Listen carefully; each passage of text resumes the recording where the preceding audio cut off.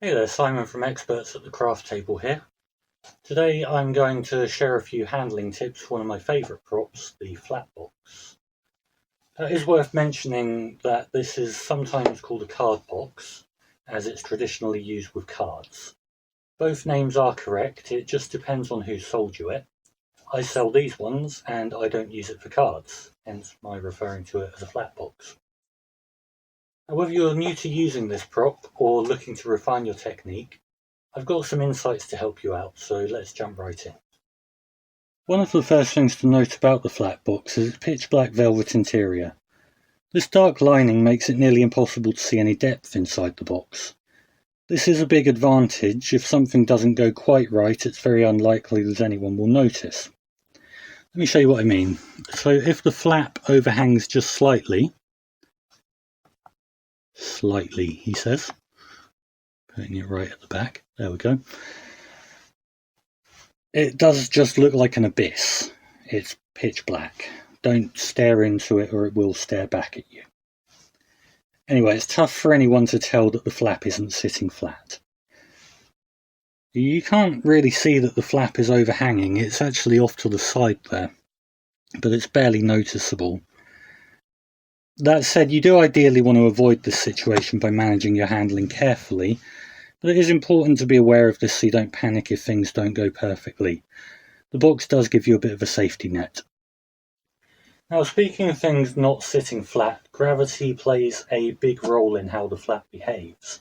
So if the box isn't level, the flap will fall either forwards, like so, or it will fall backwards. So if we've got it tilted too far that way, hopefully that will show up, but it's sitting towards the back there. And that can be a dead giveaway if you're not careful. So always keep the box as level as possible when closing it. Here's another useful tip. If you want to make sure the flap ends up exactly where it should be, try letting gravity do the work for you. So instead of manually closing the box, just give the top of the box a gentle nudge. As the top falls closed, the flap will fall at the same rate because that's how physics works, and both the flap and the top of the box will descend down together. And once the box is fully closed, the flap has nowhere to go except straight into the bottom of the box, and that helps to ensure that the flap lands perfectly flat every time. This little trick is a great way to avoid any issues with the flap overhanging or landing at a weird angle. It's simple, but it is effective. Let's move on to a classic application of the flat box, the Pegasus page effect. If you're not familiar, this is where a page from a book test magically appears torn out inside the box. Now, most pages won't fit flat inside, so you will need to fold the page to get it in there. The thing is, once the page has been folded, that page kind of acts a bit like a spring and can put extra pressure on the flap. And if you're not careful, it can push the flap up if you've got the page in the bottom of the box. That can reveal the gimmick. Now, there is a reasonably simple solution to this. When you open the box, just do it towards yourself, just so that it's obscured from the spectator.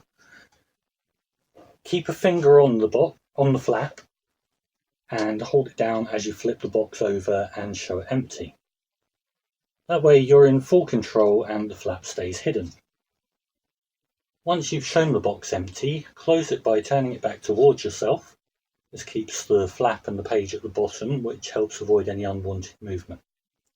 If you were to close the box with the page and the flap at the top, the force from the folded page could actually cause the flap to fall down at a slight angle, which can result in the flap not landing perfectly and it sort of sticks out of the box. You obviously don't want that.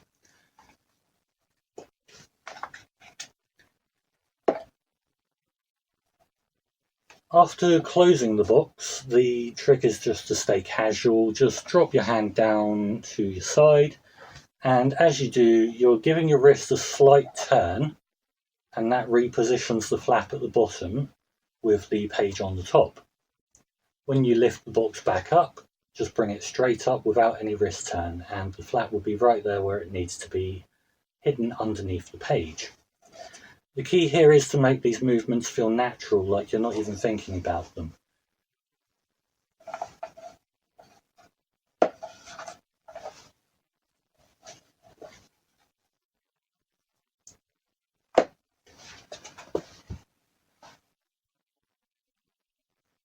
That's it for today. With these tips, you should find handling your Flatbox a lot easier and more reliable. If you have any questions or just want to chat about magic, drop me an email at simon@ectmagic.com. I would love to hear from you. Thanks for watching.